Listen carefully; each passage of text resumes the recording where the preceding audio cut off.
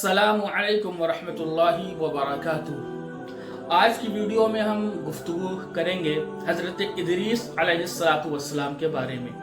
अल्लाह तबारक व तआला ने उन्हें किन किन मुअजिज़ात से नवाजा है और हज़रत इदरीस अलैहिस्सलातु वस्सलाम के बारे में दीगर मज़ाहिब के लोगों का क्या ख्याल है, जैसे कि यहूदियत के अंदर, ईसाइयत के अंदर, हिंदू मत के अंदर, सिख के अंदर, बौद्ध मत के अंदर, ये तमाम के तमाम मज़ाहिब हैं। इन मज़ाहिब के लोग हज़रत इदरीस अलैहिस्सलातु वस्सलाम के बारे में क्या सोचते हैं, आज हम इंशाअल्लाह इस वीडियो के जरिए से जानेंगे। आइए शुरू करते हैं हज़रत इदरीस अलैहिस्सलातु वस्सलाम का मुख्तसर सा तारुफ। हज़रत इदरीस अलैहिस्सलातु वस्सलाम का असल नाम अखनूख था। आपका ताल्लुक हज़रत आदम अलैहिस्सलातु वस्सलाम की नस्ल से है और आप हज़रत शीस अलैहिस्सलातु वस्सलाम की 7वीं पुश्त में पैदा हुए।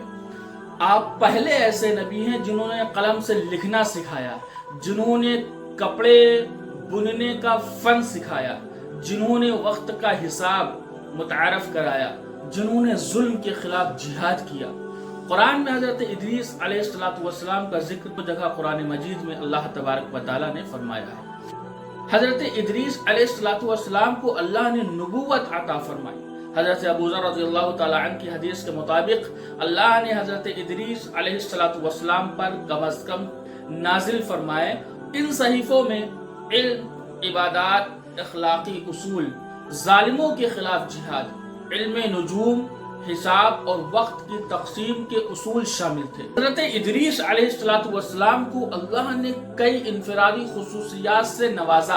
कलम और लिखने का इस्तेमाल और लिबास बुनने का फन, वक्त, दिन, महीने का हिसाब, जुल्म के खिलाफ जिहाद करने वाले पहले नबी, आसमानी सहीफों के हामिल, बहुत ज्यादा जिक्र व इबादत गुजार।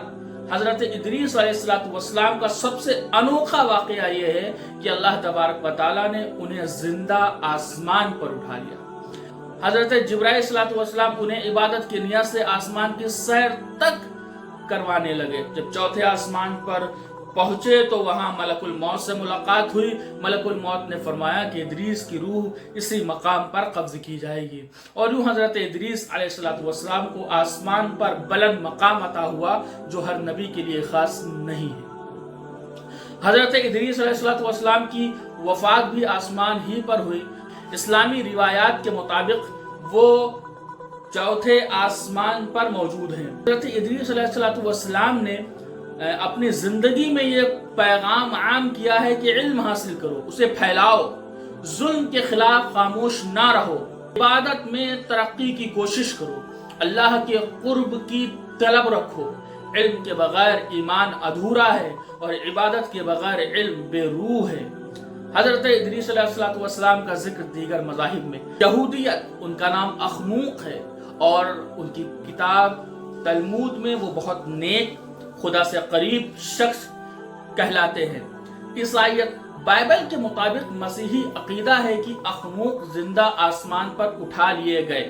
हिंदू मत में हज़रत इदरीस अलैहिस्सलातु वस्सलाम का कोई बराह रास्त जिक्र नहीं है। कुछ मुहक्किकीन और मुदक्किकीन ने उन्हें ऋषि, रूहानी उस्ताद से तशबीह दी है। पर इस्लाम के अंदर इदरीस अलैहिस्सलातु वस्सलाम का कॉन्सेप्ट उनसे बिल्कुल मुख्तलिफ है और सिख मजहब में हज़रत इदरीस या अखनूक का कोई तस्करा मौजूद नहीं है। उनका नजरिया बाद के गुरु पर मबनी है। इसी तरीके से एक नए नबी के साथ में मैं आपके साथ में हाजिर होता हूँ और उनकी जिंदगी पर गुफ्तगू करते हैं। अस्सलामु अलैकुम वरहमतुल्लाहि व बरकातुहू।